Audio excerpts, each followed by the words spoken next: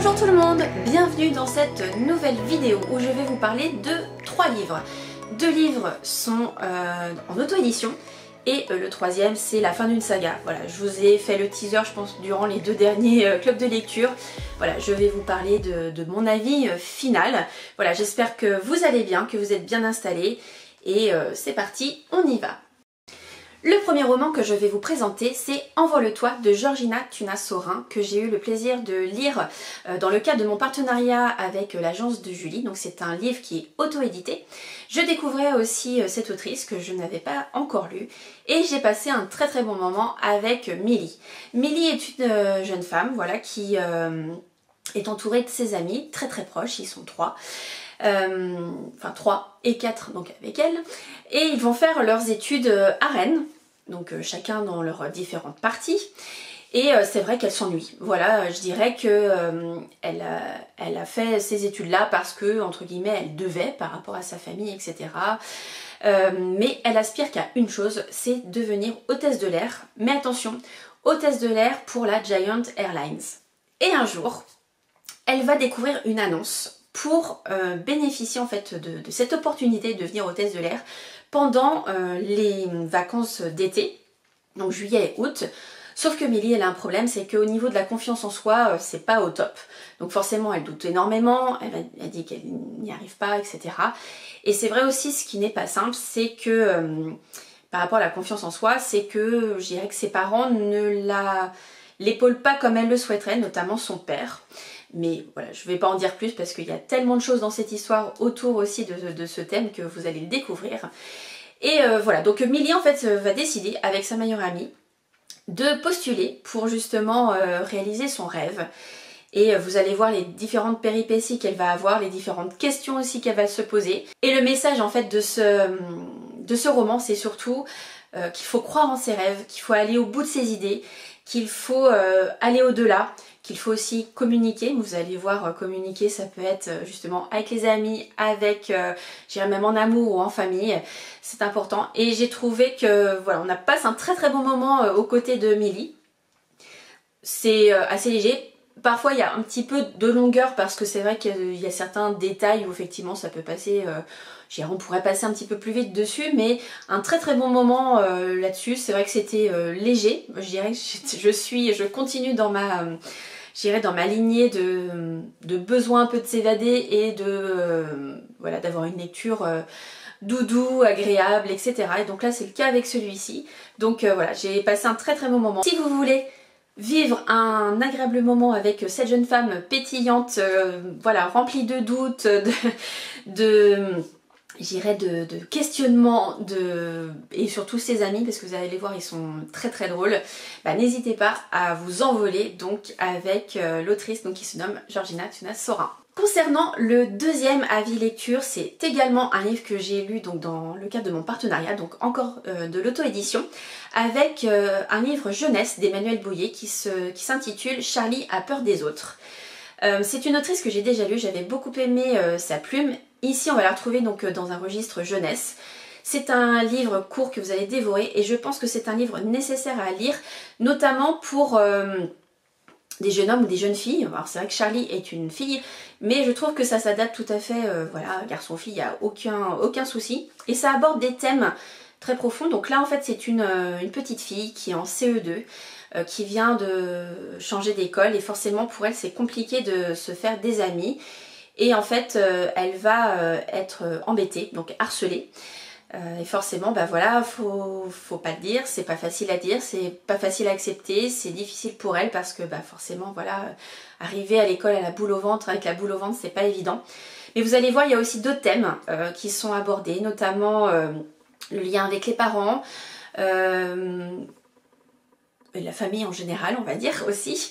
Il va y avoir aussi le deuil. Et en fait, je dirais, ce livre va apporter cette douceur pour les enfants. Donc c'est vrai que là Charlie donc en CE2 elle doit avoir autour de 8 ans à peu près, plus ou moins. Si vous voulez en fait échanger aussi avec votre enfant ou peut-être déclencher certaines discussions et peut-être certains comment dirais-je qui se posent les bonnes questions et surtout qui se sentent pas seuls. Enfin voilà, l'héroïne je trouve est vraiment très bien reconstruite, c'est pas parce que c'est un personnage fictif, mais je trouve que voilà, c'est bien fait, c'est très réel, très réaliste. Et voilà, il y a de jolis moments. Je trouve que pour aborder les thèmes avec son enfant, justement sur les thèmes qui sont durs, notamment du harcèlement, ça peut aussi déclencher des discussions, ça peut aussi amener des prises de parole sur ce thème. Donc n'hésitez pas en fait soit à laisser votre enfant le lire tout seul ou soit le lire avec lui pour justement avoir du live et des échanges instantanés. Mais voilà, un très beau roman sur ces thèmes que je recommande plus. Et le dernier roman, je vous ai teasé plusieurs fois lors de mes derniers clubs de lecture. J'ai terminé la saga des détectives du Yorkshire, donc avec le dernier Rendez-vous avec le destin, donc écrit par Julia Chapman aux éditions Robert Laffont, La Bête Noire. Dernier tome de la saga, donc il en compte 10 au total.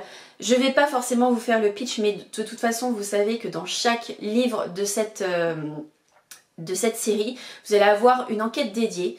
Alors, il y a une petite exception, c'est qu'à un moment, je crois sur 3 ou 4 tomes, il y a comme un fil rouge et en fait il y a une autre enquête sous-jacente. C'est-à-dire qu'il y en a une principale qui va faire du début jusqu'à la fin du livre, mais sur 3 ou 4 tomes, il me semble que c'est 3. En fait, il y a un fil rouge, donc il va quelque chose qui va avancer au fil des tomes. Là, il n'y a plus ce fil rouge parce que vous devez, vous l'aurez découvert avant. Là, on a aussi une enquête dédiée sur ce tome-là. Et puis, vous avez laissé les personnages au tome 9.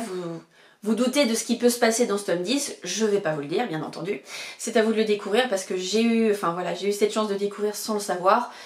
Donc je veux que vous ayez aussi cette surprise et découvriez en fait chaque élément, chaque avancement dans la vie des personnages au fil de vos lectures, c'est quand même beaucoup plus sympa. Donc celui-ci, une nouvelle enquête. Franchement, pour être transparente avec vous, j'ai soupçonné plusieurs personnes. Il y avait une personne en particulier que je soupçonnais fortement. L'autrice nous emmène sur aussi plein de pistes, donc à un moment j'ai douté. Mais je me suis dit non, je reste sur ma première impression.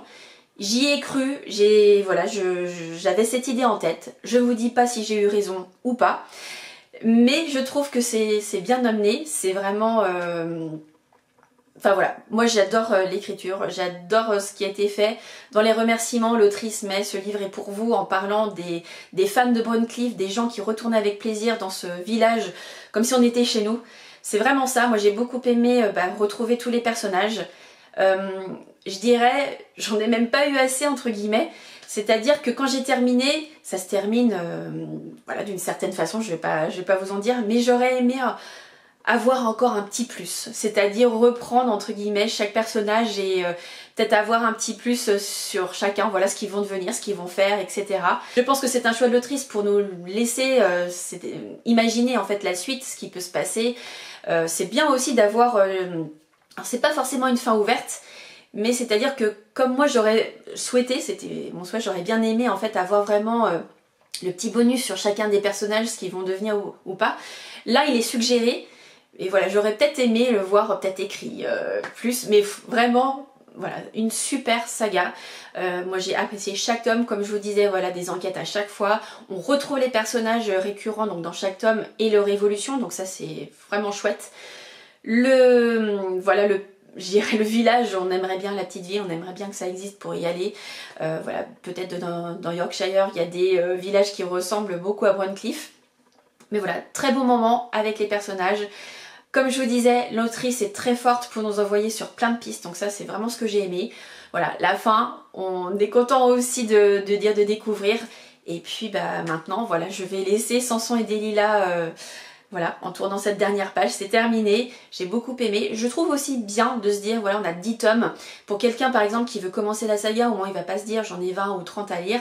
Là il y en a 10, donc voilà, c'est déjà pas mal, sachant que l'autrice au départ, je crois, voulait en faire que 3 tomes. Donc voilà, 10, c'est que vraiment ça a bien fonctionné, ces personnages étaient top. Et vous allez voir, voilà, ça s'étoffe au fil du temps. Bref, une super saga. C'est un des premiers cosy que j'ai découvert. Et voilà, pour l'instant, c'est mon number one. Et voilà, je vous laisse donc entre les mains de Samson et Delilah. Découvrez-les. Et puis n'hésitez pas à me dire ce que vous en avez pensé si vous l'avez terminé. quelles sont notamment, on peut peut-être aussi discuter sur Instagram en message privé pour savoir ce que vous avez pensé de la fin. Mais comme je vous disais, voilà, il y a une fin.